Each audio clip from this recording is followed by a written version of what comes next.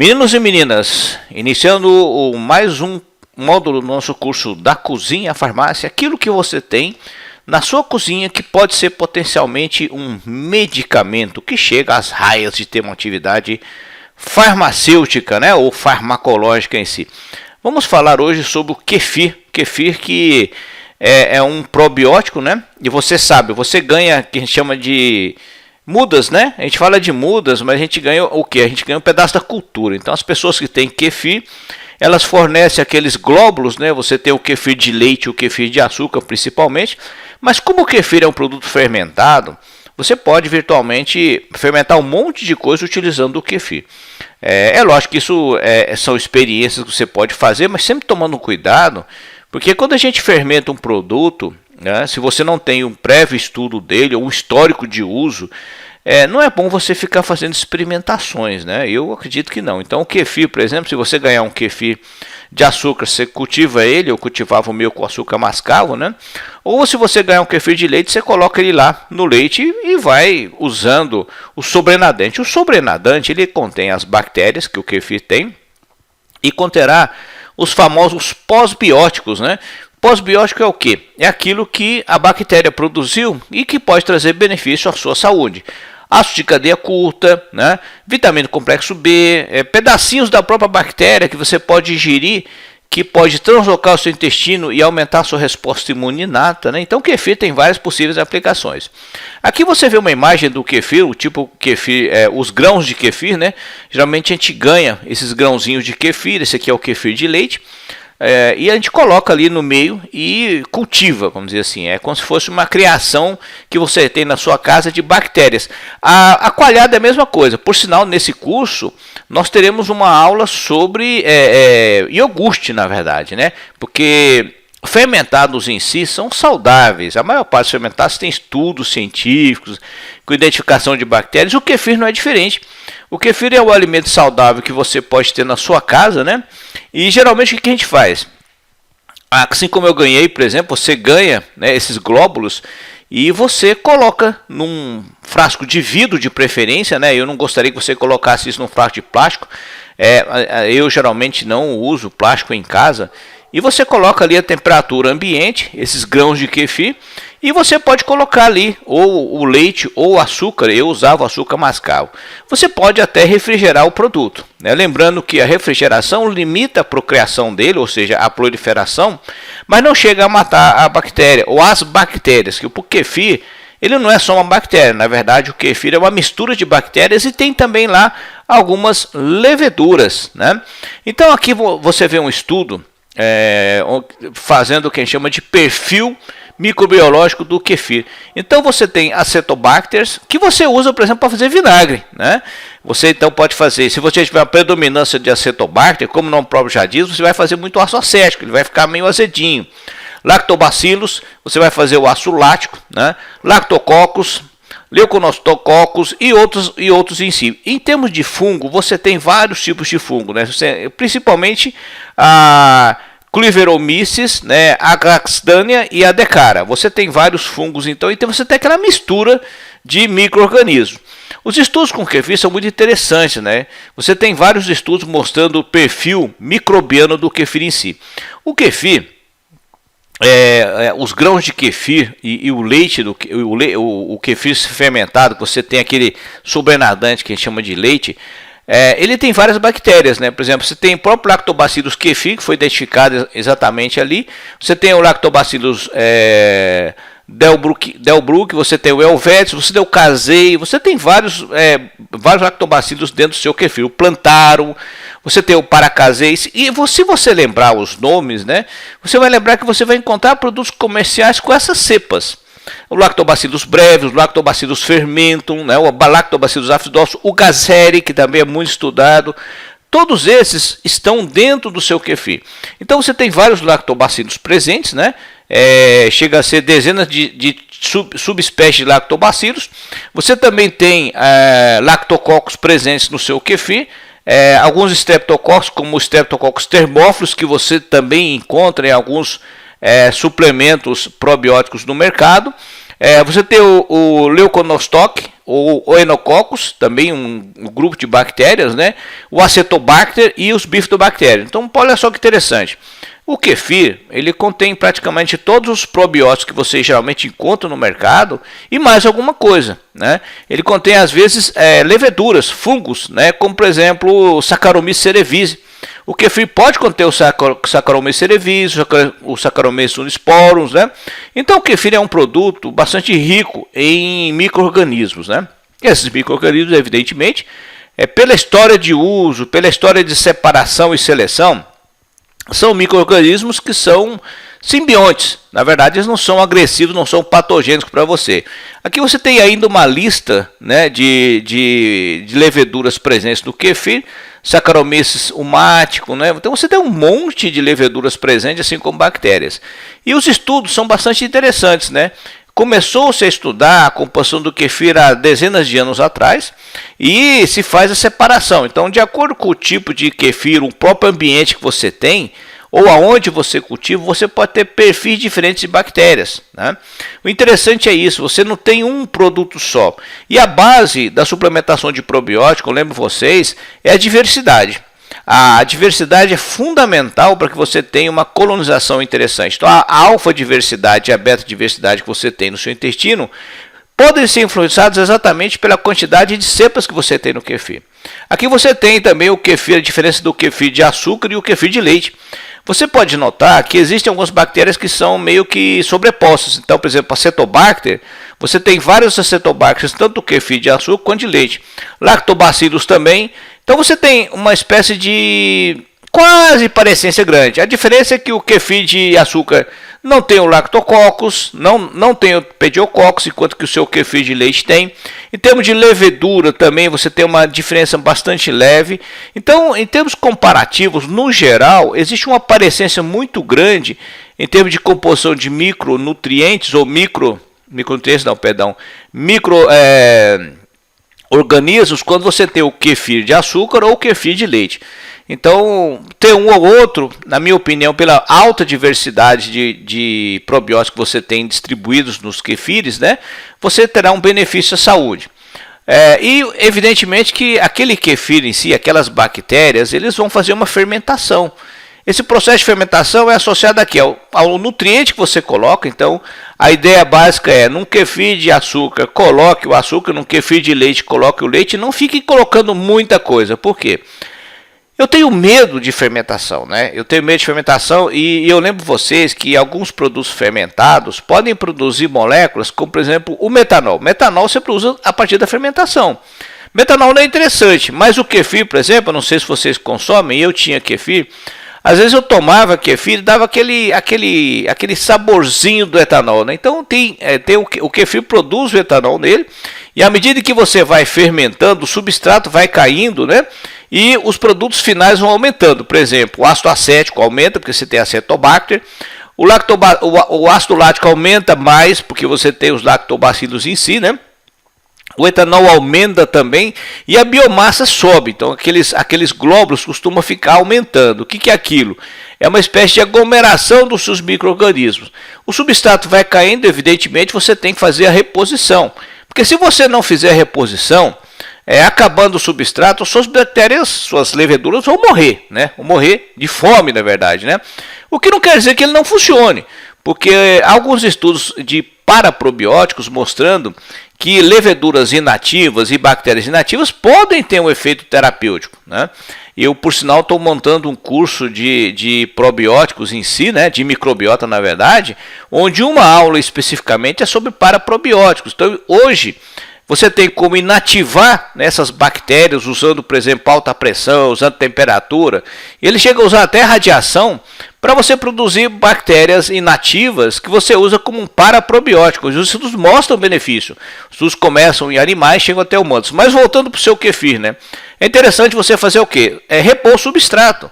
Porque, afinal, você tem uma criaçãozinha lá na sua cozinha e você não quer que seus animaizinhos, suas bactérias, suas leveduras morram, né? Principalmente de fome, o que seria muita crueldade. Mas você vai repondo o substrato e você vai consumindo o produto sobrenadante. O sobrenadante ele tem as bactérias, tem as leveduras e tem os pós-bióticos, né, que trazem muito benefício à saúde. Então aqui você tem uma amostra de fermentação, um kefir de açúcar colocado num pote de vidro, né, e você gera, por exemplo, a partir da fermentação do açúcar, você gera o ácido lático, as leveduras vão gerar o etanol. Então, por exemplo, o Saccharomyces cerevisiae, por exemplo, ele vai gerar o etanol e dependendo do grau de exposição ao ar, você pode ter micro-organismos aeróbios que vão pegar esse etanol e transformar em ácido acético, né? E aí você vai ter aquele saborzinho de vinagre do seu produto. Basicamente, então, o kefir é um fermentado, como por exemplo é a coalhada que você faz na sua casa, como é o iogurte que você produz no dia a dia. E esses grãos de kefir, você pode colocar produtos dentro, né? Então o kefir não é só de leite, não é só de açúcar. Existem bebidas baseadas em kefir usando mel, né? Existem produtos baseados em kefir usando gengibre, usando funcho, usando a soja, usando cebola, né? O grupamento alho, cenoura. Você pode usar, por exemplo, maçã, outros produtos doces, produtos que contêm amido em geral, todos eles sofrerão fermentação. Melões, tomates, então você pode fazer derivados usando frutas. Eu só recomendo você tomar um certo cuidado na quantidade de produtos que você vai consumir. Evidentemente, se você fizer um kefir usando a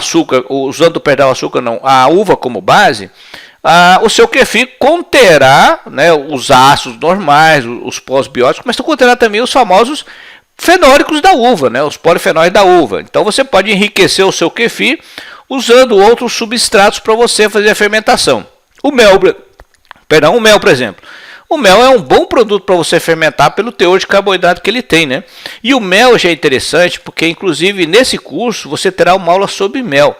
Você olha assim, mel é só carboidrato. Não é. O mel é carboidrato, mas o mel também tem aquilo que a abelha coletou, né? Ela tem enzimas, ele tem polifenóis, flavonoides, né? Mas o mel é outro tema. Vamos falar do kefir. E então você tem os perfis de bactérias, né? E basicamente, então, o kefir em si tem um efeito antimicrobiano. Como toda bactéria tem, ela concorre com outras bactérias, produz, por exemplo, peptídeos que são bactericidas ou bacteriostáticos. Então, os estudos mostram que o kefir ele concorre com algumas bactérias patogênicas. Por exemplo, Staphylococcus aureus, Pseudomonas aeruginosa, a Salmonella typhimuriana, a Escherichia coli heteropatogênica.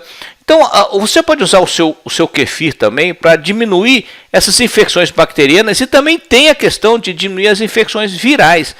Pensa assim, o kefir está lá, as bactérias estão lá, algumas morrem, né? A bactéria tem um tempo de vida muito curto. Essas que morrem, elas sofrem degradação, né? Aí ela vai liberar pedaços da parede dela. Pedaço da parede dela pode ter, por exemplo, ácido teicoico. O ácido teicoico vai aumentar a sua resposta imune. Pedacinhos da parede pode ter, por exemplo, mananas, né? Derivados da manose, que aumentam a resposta imune. Então o kefir é um imunoestimulante. E o kefir em si, ele tem efeito antimicrobiano contra várias bactérias e algum fungo. Por exemplo, Candida albicans, né? O kefir ele é um microbicida, ele combate a Candida albicans, a Yersinia enterocolítica, o Aspergillus niger, por exemplo. Então você pode usar também o kefir para essas complicações, né, infecções bacterianas e fúngicas, que não está demonstrado aqui. Então o kefir ele contém um monte de micro-organismos e esse kefir vai interagir com o seu intestino. Ele vai repor a sua flora bacteriana, ou seja, a bactéria não vai ficar só ali no seu kefir. Tomar kefir todo dia é como se você estivesse tomando um probiótico com dezenas de cepas diferentes, né? E é lógico que você vai ter influência de vários fatores de estilo de vida. O ambiente, a poluição pode alterar a sua microbiota. Se você usa antibióticos, muitos produtos com conservantes, você pode ter problema. Mas os produtos dessa interação, seu intestino e microbiota, pode melhorar o seu sistema imune, pode produzir neurotransmissores para o seu sistema nervoso central, pode produzir, aumentar seu GLP-1, modular doenças metabólicas, ajudar a modular em si, além do efeito antimicrobiano, além do efeito anti-inflamatório. Então, quando você usa sua mistura de micro-organismos, aqui no caso o kefir em si, você potencialmente diminui o risco de desordens metabólicas, como dislipidemia, diabetes tipo 2, hipertensão e síndrome metabólica. Essa interação em si traz um benefício na diminuição do estresse oxidativo. Por quê? Porque além de estar consumindo os seus pós-bióticos, você está repondo a sua flora bacteriana. Você vai ter uma melhora da sua resposta imune inata. Isso vai diminuir, por exemplo, infecções, inclusive infecções respiratórias. Você terá benefício na função barreira do seu intestino. Você terá menos translocação de moléculas que podem potencialmente gerar inflamação no seu intestino. E, evidentemente, aquela inflamação no seu intestino vai inflamar o seu corpo como um todo. Porque eu já falei em algumas aulas para vocês, a inflamação é fofoqueira. Quando você inflama um pedaço do seu corpo, ela fala para todo o seu corpo assim, olha aqui, eu estou inflamado, eu estou inflamado. E quem que avisa? As citocinas, né? As citocinas do local inflamado, de acordo com a perfusão sanguínea, migra pelo seu organismo. Então o kefir traz vários benefícios. Ele tem efeito antimicrobiano, então o indivíduo que consome kefir terá menos prevalência de infecções, não só intestinais, tá? Infecções respiratórias também. Produz moléculas anticarcinogênicas, por exemplo, usar cadeia curta, que o kefir produz, né?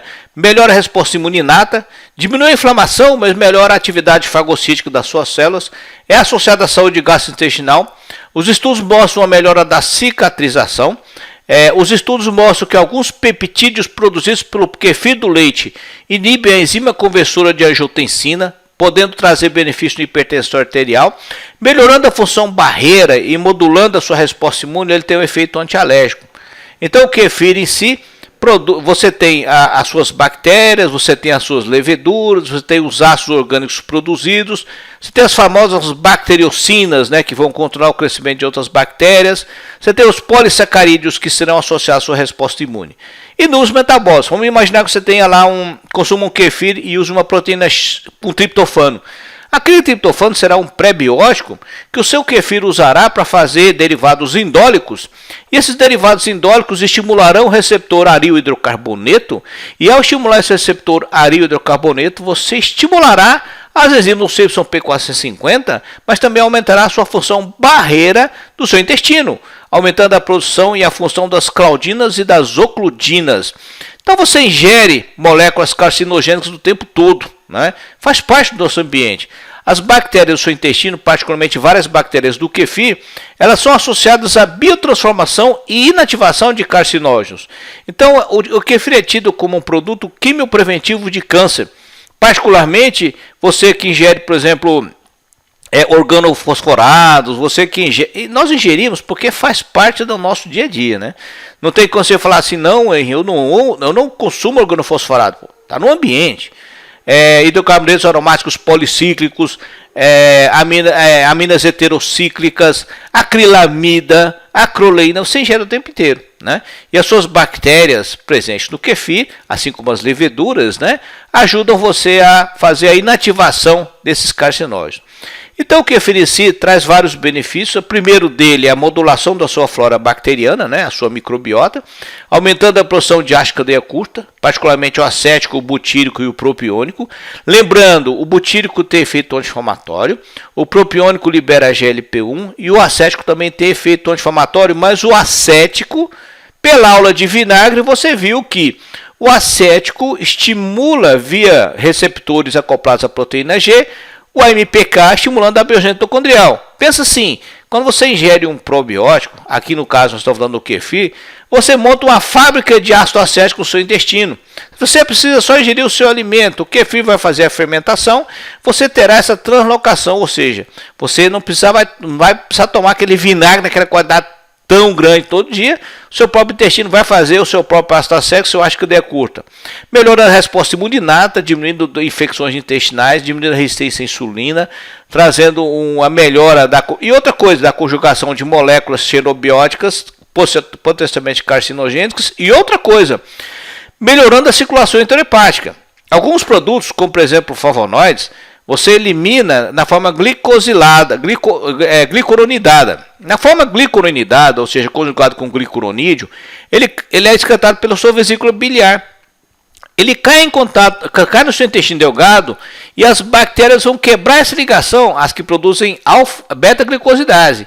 Ao quebrar essa ligação, você reabsorve o produto, fazendo a circulação enterohepática, aumentando o tempo de permanência do produto no seu intestino, sem contar que a fermentação produz, por exemplo, vitamina K no seu corpo, né? Então o kefir também tem atividade antiviral, pelo próprio efeito de concorrência. Há estudos agora correndo em pacientes que usam kefir e como é que seria a prevalência do coronavírus dele, mas o kefir em si produz moléculas que têm efeito antiviral. E ao mesmo tempo ele aumenta a resposta imune inata, que é muito importante na primeira defesa sua contra o organismo, né? Então você tem aqui uma lista de probióticos que você encontra no kefir que tem ação antiviral, por exemplo, contra rotavírus, por exemplo, contra o herpes simples vírus, né, o tipo 2, o vírus de hepatite C, né, o coxsackie-vírus, a influenza. Então você tem várias bactérias que concorrem com esses vírus. Então, por exemplo, o Reuteri, que você encontra no seu kefir, ele tem uma ação viricida contra o coxsackie-vírus e o enterovírus. Então você tem esse benefício todo, né, do seu kefir em termos de concorrência com a bactéria. E o consumidor de kefir, ele tem uma diminuição da lipogênese, ele melhora a resistência à insulina e há uma tendência a diminuir a adiposidade, aumentar o tecido adiposo marrom, fazendo aquele efeito Browning, né? O consumidor de kefir regular também vai ter um efeito anti-inflamatório maior, né? Vai ter um maior risco de desenvolver uma esteatose hepática, vai melhorar o lipidograma dele, ou seja, é interessante.